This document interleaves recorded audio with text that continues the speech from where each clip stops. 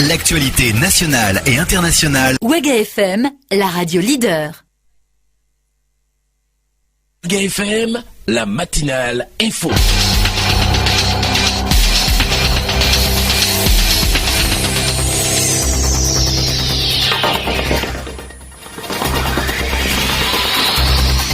Bonjour mesdames, messieurs, vous écoutez Ouaga FM au 105.2 à Ouagadougou, 101.1 à Bobo-Dioulasso et l'ensemble du réseau de radios partenaires. Bienvenue à tous à cette première grande édition du journal de ce mardi 4 octobre 2016. Voici pour vous les titres de l'actualité du jour. C'est la rentrée des classes depuis hier dans toutes les écoles primaires, secondaires et supérieures du Burkina Faso. Nous irons à Bobo-Dioulasso pour voir dans quelles conditions s'effectue la rentrée dans une école de Sourmier. Rentrée également chez les magistrats, greffiers, avocats et autres personnels de justice du Burkina. La rentrée judiciaire a eu lieu hier lundi en présence du président du Faso, garant de l'indépendance du pouvoir judiciaire au Burkina Faso. Pendant ce temps, c'est la sortie de classe chez les journalistes et autres travailleurs des médias d'État. La grève de 72 heures décrétée par le Synatic a eu du succès selon les premiers responsables du syndicat que vous entendrez dans ce journal. Dans ce journal, nous parlerons d'un anniversaire qui ne se fête pas. Il s'agit de celui du VIH-Sida. La maladie a 30 ans cette année et le secrétariat permanent du Conseil national de lutte contre le sida et les IST va commémorer les 30 années de lutte jusqu'en décembre prochain. Voilà pour l'essentiel des titres qui seront développés dans ce journal. Mesdames, messieurs, bienvenue à l'écoute.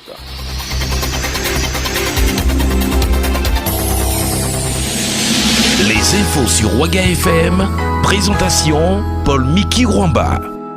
La rentrée des classes est effective depuis hier lundi 3 octobre 2016 sur toute l'étendue du territoire national. Le ministre de l'Éducation nationale, de l'alphabétisation et ses proches collaborateurs ont fait la ronde de certaines écoles de Ouagadougou pour s'assurer de la reprise effective des activités académiques à l'Institut des sciences, tout comme aux écoles primaires Château A et B. Le ministre Jean-Martin Koulibaly a eu des mots d'encouragement à l'endroit des élèves et des enseignants.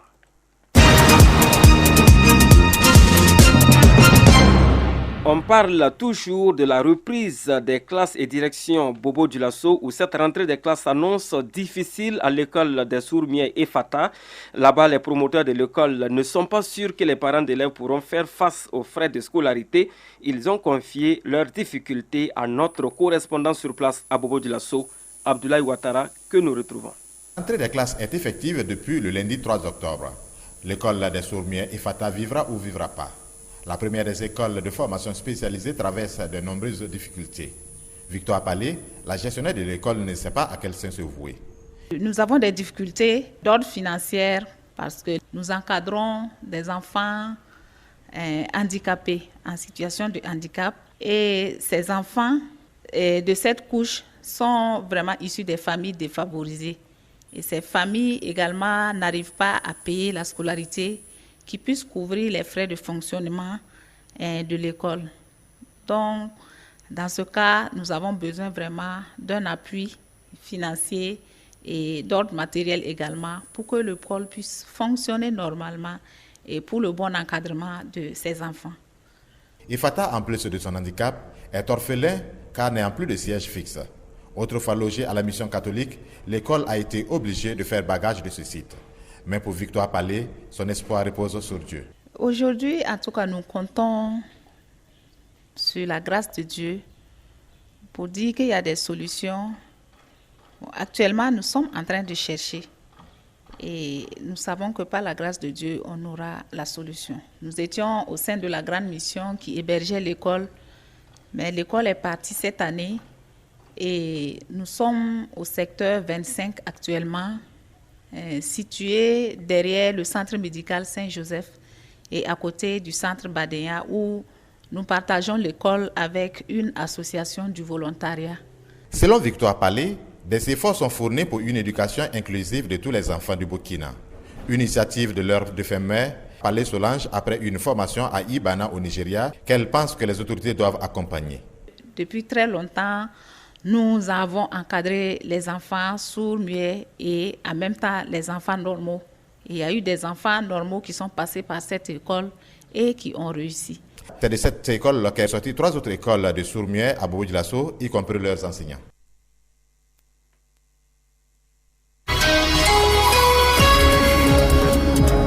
Merci Abdoulaye Ouattara. Et d'une rentrée, nous passons à une autre. L'audience solennelle de rentrée judiciaire 2016-2017 a eu lieu ce lundi en présence du président du FASO Roch Marc Christian Kaboré et des membres du gouvernement burkinabé, avec à leur tête le Premier ministre Paul Kabatieba et l'ensemble du corps judiciaire de notre pays. Le compte rendu est signé Franck Aristide Jefa et Rosalie Konkobo. Ministre de la Justice, tout en saluant l'ensemble des acteurs du monde judiciaire au cours de cette rentrée judiciaire, a situé le contexte dans lequel se déroule cette rentrée. René Bagoro. En cette rentrée solennelle des cours et tribunaux du Burkina Faso pour le compte de l'année judiciaire 2016-2017, je me réjouis d'avoir l'insigne honneur de prendre la parole au nom de son Excellence, M. Roch Marc Christian Kaboré, président du FASO, garant constitutionnel de l'indépendance du pouvoir judiciaire. En effet, c'est une rentrée judiciaire qui se tient dans un contexte de renouveau du cadre organique et juridique de la magistrature et des autres agents de la justice, témoignant d'une avancée majeure dans l'application du pacte pour le renouveau de la justice. Selon le ministre de la Justice, tout est mis en œuvre pour le renforcement de l'indépendance de la justice au Burkina Faso. René Bagoro. Le cadre organique et juridique dans lequel évolue actuellement la magistrature vise le renforcement de l'indépendance de l'appareil judiciaire en accroissant l'autonomie et les prérogatives du Conseil supérieur de la magistrature. Il institue néanmoins, et à juste titre, le président du FASO comme l'ultime garant de l'indépendance du pouvoir judiciaire. Et c'est en cela que les fruits des réflexions qui sont menées et qui seront menées devront permettre de comprendre les contours de l'implication du pouvoir exécutif en matière de préservation de l'indépendance du pouvoir judiciaire. René Bagoro a aussi et surtout passé au peigne fin le thème choisi et décliné son intérêt pour la justice du Burkina. La notion de démocratie financière, ancienne dans sa conception, mais actuelle au regard des exigences de l'heure, met en relation les prérogatives de 3 pouvoirs en matière de gestion des finances publiques, à savoir le pouvoir législatif qui vote la loi des finances, le pouvoir exécutif qui est chargé de la mise en œuvre des lois de finances conformément à la réglementation financière et comptable, le pouvoir judiciaire qui assure le contrôle de l'exécution des budgets publics et sanctionne éventuellement les manquements constatés par rapport aux principes établis pour garantir la bonne utilisation des fonds publics. Le contrôle et la sanction de faute de gestion sont assurés par le juge des comptes, dont le rôle se justifie par le droit qui est reconnu à la société de demander compte à tout agent public de l'administration. Le ministre de la Justice, des Droits humains et de la Protection civique, garde des Sceaux, René Bagoro, a aussi déclaré au cours de cette rentrée judiciaire que le thème choisi offre l'opportunité à l'appareil judiciaire d'examiner le rôle des juridictions dans la progression de la bonne gouvernance en général et leur contribution dans la transparence de la gestion des affaires publiques en particulier. Un reportage de Franck Aristide Jefa et de Rosalie Konkobo. Et puis le chef de l'État burkinabé Roch Marc Christian Kaboré, qui était à cette rentrée judiciaire, a invité les magistrats à plus de responsabilités. C'était à l'issue de cette audience solennelle d'hier à l'occasion de la rentrée judiciaire. Je vous propose d'entendre les propos de Roch Marc Christian Kaboré, recueillis pour vous par Serge et par Franck Aristide Jefa. Je voudrais non seulement saluer le thème qui a été choisi puisqu'il s'agit de la démocratie financière qui signifie la transparence dans les versions des fonds publics, la redevabilité et la nécessité pour les citoyens également de s'intéresser à la gestion publique. Et je crois que autant de questions qui sont des questions qui rentrent effectivement dans le programme et que j'ai promis de mettre en place au Burkina Faso, qui est un programme où je demande que l'ensemble, je dirais, des acteurs de la fonction publique et de l'administration de façon générale sachent que désormais les choses ont changé. Chacun sera redevable de ses pratiques au niveau de son administration. Alors, je voudrais également dire que les réformes qui sont mises en exergue pour cette discussion, cet échange sur le Cour des comptes sont des réformes qui sont déjà intégrés. Je voudrais dire qu'il s'agit de mettre aux normes la Cour de compte du Burkina Faso, aux normes de la sous-région et aux normes internationales. Nous nous sommes engagés dès le départ à mettre en œuvre le pacte de renouveau de la justice. Nous avons déjà fait vraiment utile en la matière, en prenant l'ensemble des textes et en prenant l'ensemble des mesures financières concernant l'amélioration des conditions des juges. Je voudrais simplement vous rassurer que concernant la Cour des comptes, c'est des réformes également qui sont en cours et le ministre en charge de la justice se fera fort de pouvoir mettre en œuvre donc et proposer les réformes qui nous permettent d'assurer non seulement l'autonomie certainement financière de cette institution, mais également les compétences nécessaires pour mener à bien les missions de contrôle. Je voudrais profiter de l'occasion que vous donnez pour souhaiter une bonne rentrée judiciaire à tous les juges, les magistrats, et dire également que le peuple les regarde quant à ce qu'il puisse dire de droit quand cela est nécessaire. C'était là les propos du chef de l'État burkinabé. Et puis Roch-Marc Christian Kaboré, qui était donc à cette audience solennelle, a profité de l'occasion pour rappeler l'importance de l'indépendance de la justice en tant que garant de cette indépendance. Je vous propose de l'entendre sur cette question. Ces propos sont toujours recueillis par Franck Aristide Jefa et Rosalie Konkobo. Puis le pacte de renouveau de la justice, il y a une disjonction complète entre l'exécutif et le judiciaire. Cela signifie de façon très claire que toutes les questions de justice elles sont dans les mains également de la justice. C'est tout simple. Je pense qu'il faut que nous comprenions définitivement que nous ne sommes plus dans des états d'exception, que nous sommes dans un état de droit et que nous devons respecter l'ensemble des procédures. Je puis vous assurer qu'en tant que président du FASO, je ne me mixe pas dans ces questions-là parce que je considère qu'aujourd'hui, le peuple burkinabé est en attente d'une justice sur les différentes préoccupations que vous avez posées et nous ne pouvons qu'exhorter les juges et la justice à faire avec le maximum de célérité son travail pour que chacun soit puni à la hauteur de ses forfaits. Je crois que ça s'arrête là. Tout le reste n'est que politique politicienne de mon point de vue, parce qu'en tant que président du FASO, je ne me mixe pas en tout cas dans la gestion de ces questions et j'ai toujours demandé au Code de la justice de faire en sorte que ces procès, nous puissions les terminer le plus rapidement possible. Pour nous, c'est important parce que plus tôt tout cela sera jugé, plus les Burkinabés regardons vers l'avenir. Plus nous traînons avec, plus nous regardons dans les rétroviseurs et nous n'avançons pas. Je pense que, de mon point de vue, nous sommes tout à fait clairs là-dessus.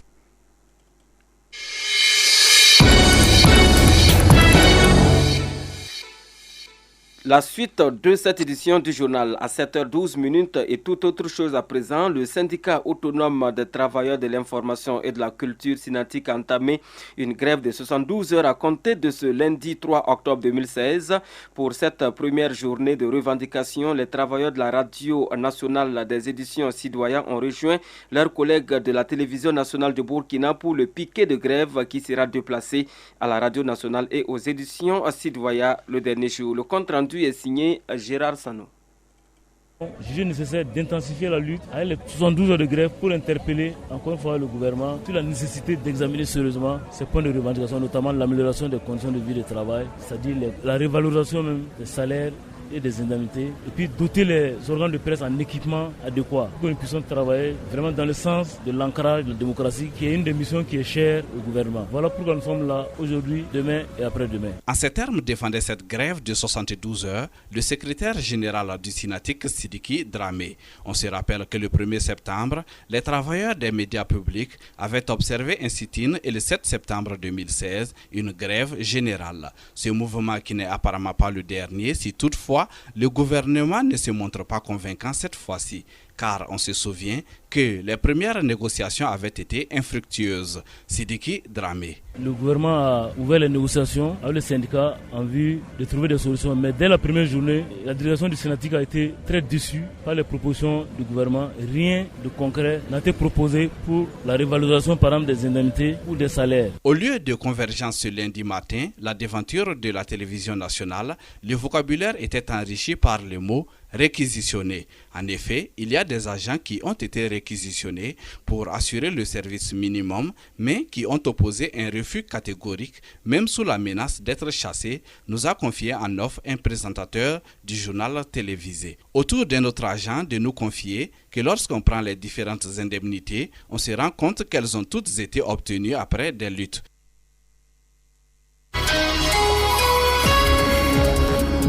C'est un compte rendu signé Gérard Sanou. Et puis d'une grève, nous passons à une autre. Celle-là est en perspective. En prélude aux 48 heures de grève du syndicat national des agents du ministère des Sports et des Loisirs, le bureau exécutif national a animé une conférence de presse hier lundi 3 octobre 2016 à la Bourse du Travail de Ouagadougou. Objectif de cette conférence de presse, tenir informé l'opinion publique de la dégradation du climat social au sein du ministère des Sports et Loisirs. Le compte rendu est de Aimé à Sabadougou. Plus rien ne va au pays des hommes intègres. Comme un effet de mode, on assiste depuis un moment à des sorties médiatiques pour dénoncer la mauvaise gestion du gouvernement Paul Kaba-Thiéba. Ce lundi 3 octobre, c'est au tour du syndicat national des agents du ministère des Sports et des Loisirs, SINAS, de pointer du doigt le mauvais fonctionnement du dit ministère.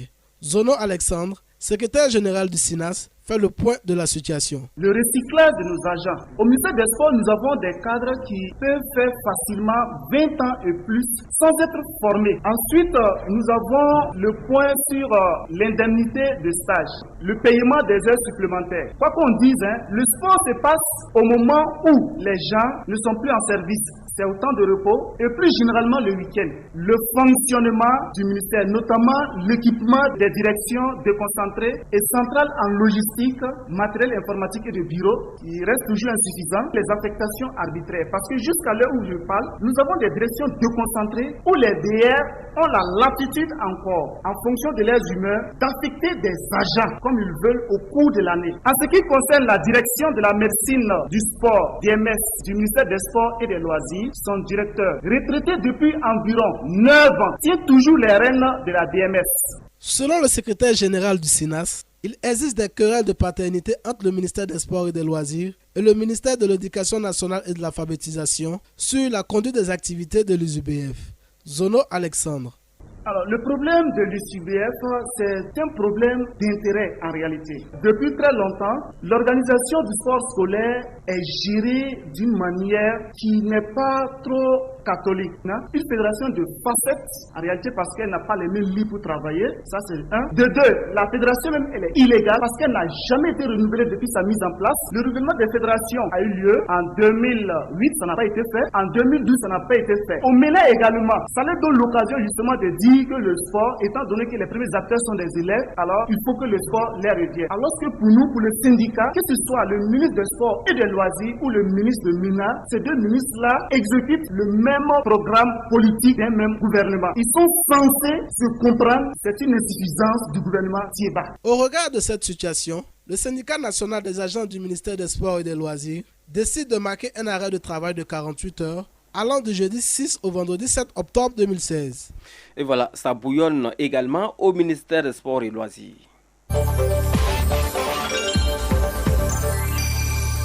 Je vous l'annonçais en titre de cette édition, le secrétariat permanent du Conseil national de lutte contre le sida et les infections sexuellement transmissibles va commémorer les 30 années de lutte contre le sida. Pendant 90 jours, plusieurs activités seront menées à cet effet. Les acteurs de la lutte ont animé une conférence de presse hier pour dérouler le plan d'activité prévu. Yolande Zumbara a pris part à cette conférence de presse et voici pour vous son compte rendu. Les premiers cas de sida ont été découverts en 1986 au Burkina Faso, estimés à 7,17% en 1997. Le niveau de prévalence est passé de 0,9% en 2009 selon les statistiques de l'OMS ONU-SIDA.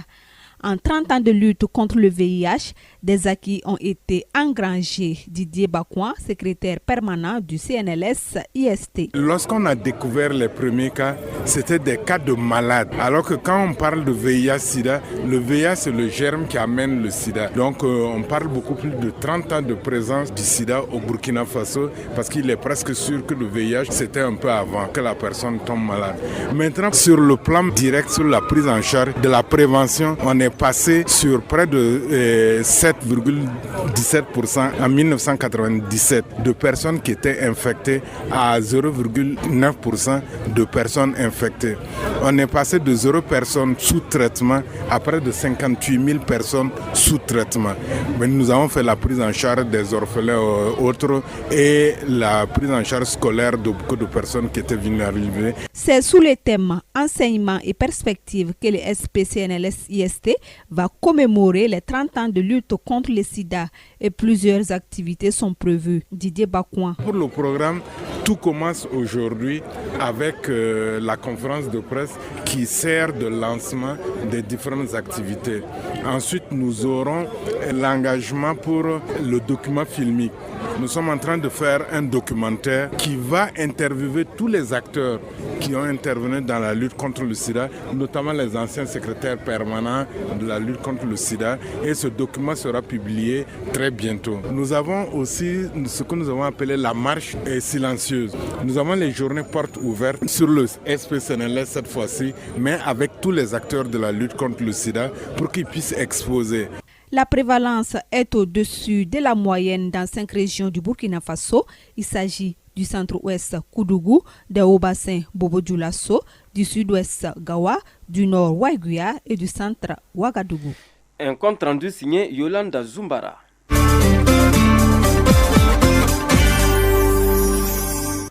Le 22 juin dernier, aux environs de 6 heures du matin, le corps sans vie d'une jeune fille du nom de Madeleine Da avait été découvert au secteur numéro 5 de Bobo-Dioulasso, à proximité du mur de l'UCAO. La police nationale de Bobo-Dioulasso a réussi à mettre la main sur les présumés auteurs de ce forfait. Le commissaire Emmanuel Ouedraogo, commissaire central de la police de la ville de Bobo-Dioulasso, explique ici le déroulement des faits. Ces propos sont recueillis pour vous par Abdoulaye Ouattara. Nous l'écoutons tout de suite. Il nous expliqua qu'après un accident grave du nommé ZM avec son véhicule, ce dernier aurait consulté un marabout qui lui demandait du sang humain. ZM, ne pouvant pas trouver seul ce sang, se confia au nommé KM, qui se trouve être un de ses employés dans un hôtel de la place. KM recevait de l'argent pour cette cause jusqu'à hauteur de 400 000 francs CFA des mains de ZM. Le 21 juin 2016, les deux mettaient leur plan machiavélique en exécution. Le nommé KM alla donc chercher une fille, les filles de joie qui se trouvent au maquis Le Bambou. Il aborda ainsi la jeune fille Da Madeleine en lui proposant la nuitée à 5 000 francs et le tour a été joué. Il conduisit sa victime dans la maison familiale de ZM où ce dernier l'attendait, mais ne se fit pas apercevoir.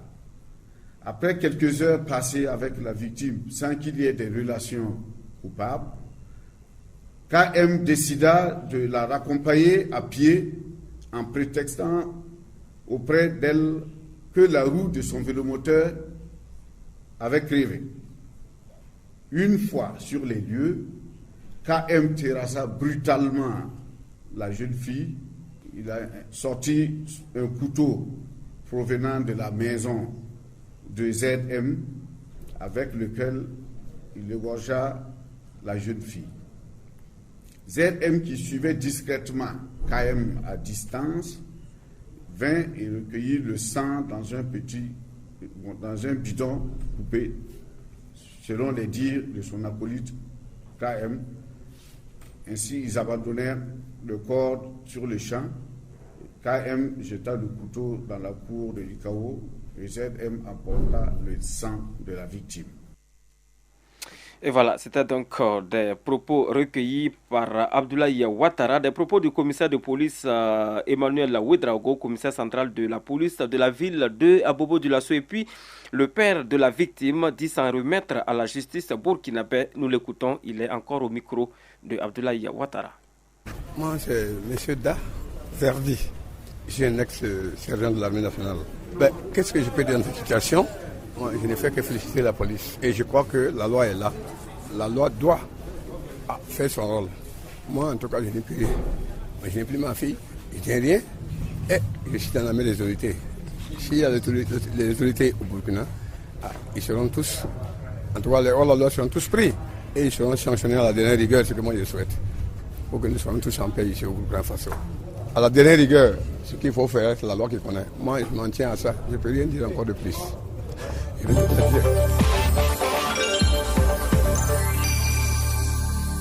La suite de ce journal, Maître Benouende Stanislas Sankara, premier vice-président de l'Assemblée nationale du Burkina Faso, a effectué jeudi après-midi une visite découverte dans les installations de l'innovateur burkinabé Omar Tibila Rwamba, basé au quartier Nagrin, c'est à Ouagadougou. À l'issue de la visite, le président de l'UNPS s'est dit séduit par les performances du broyeur polyvalent mis au point par le chercheur burkinabé Maître Benouende Sankara, que je vous invite à écouter tout de suite. Il livre ses impressions de fin de visite. Je suis venu en tout cas cet après-midi et je repars très confiant pour l'avenir, mais pour peu que nous puissions vulgariser, faire connaître l'entreprise Kato. Il me semble que déjà des autorités sont passées ici, mais pour moi c'est une invite à nos producteurs, à nos agriculteurs, à nos éleveurs, à nos autorités à soutenir cette entreprise pour que son œuvre puisse profiter à tous les paysans burkinabés, à tous les éleveurs burkinabés. Je voudrais vraiment féliciter son Excellence pour l'ingéniosité avec laquelle il s'est employé à permettre aux Burkinabés d'avoir cette entreprise et encourager tous ceux qui sont avec lui, son équipe, son personnel, et lui souhaiter beaucoup de succès et une fois de plus interpeller et encore interpeller, parce que si cette entreprise est vulgarisée, je pense en tout cas que les Burkinabés seront les plus heureux. Et puis le promoteur de l'entreprise Kato, Omar Tibila Rwamba, s'est dit très honoré par la visite du premier vice-président de l'Assemblée nationale dans ses installations. Je vous propose de l'écouter. Il s'exprime juste après le passage de Maître Benouende Sankara dans son entreprise.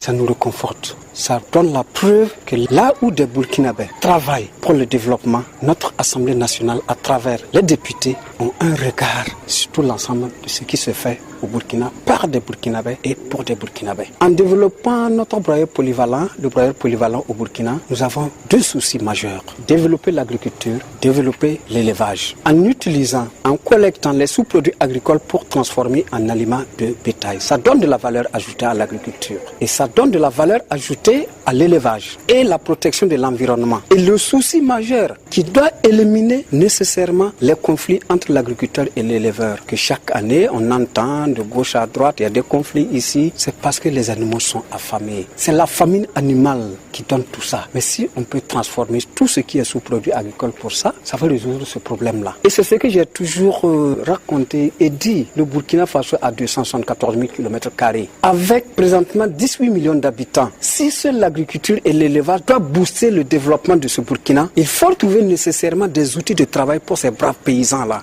pour lutter contre la pauvreté et booster le développement pour un lendemain meilleur. Donc voilà, je remercie une fois de plus l'honorable qui nous a rendu visite dans nos installations, de là où on fabrique le broyeur polyvalent des Burkinabés pour des Burkinabés. Et on termine cette édition du journal Tout en musique. L'artiste musicien international Alpha Blondy, après Ouagadougou, était face aux mélomanes de Bobo Dioulasso, c'était dimanche dernier. Et au-delà du concert, il a demandé le pardon et la cohésion pour le développement du Burkina Faso. Le compte rendu du concert est de notre reporter Abdoulaye Ouattara.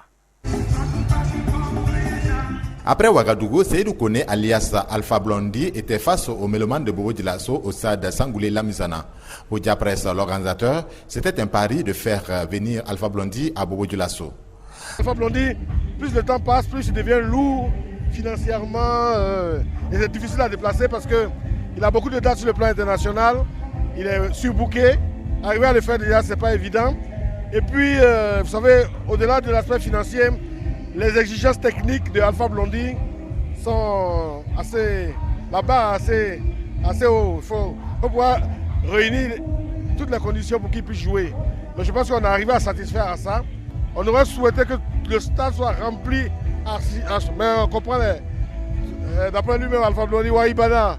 Donc on comprend un peu cette situation. Mais déjà, c'est un très beau public. En plein concert, Alpha Blondy s'adresse au peuple burkinabé. Et le message est clair, la paix, le pardon et la réconciliation des filles et fils du Burkina Faso. Et pour Diapresse, c'était le message principal voulu lors de ces concerts. Nous, on a besoin de paix, on a besoin de tranquillité, on a besoin de stabilité. Et c'est dans ce sens que nous avons inscrit ces deux spectacles. Envoyer un message à travers le monde pour dire non, un message de paix, de stabilité, de sécurité au Burkina.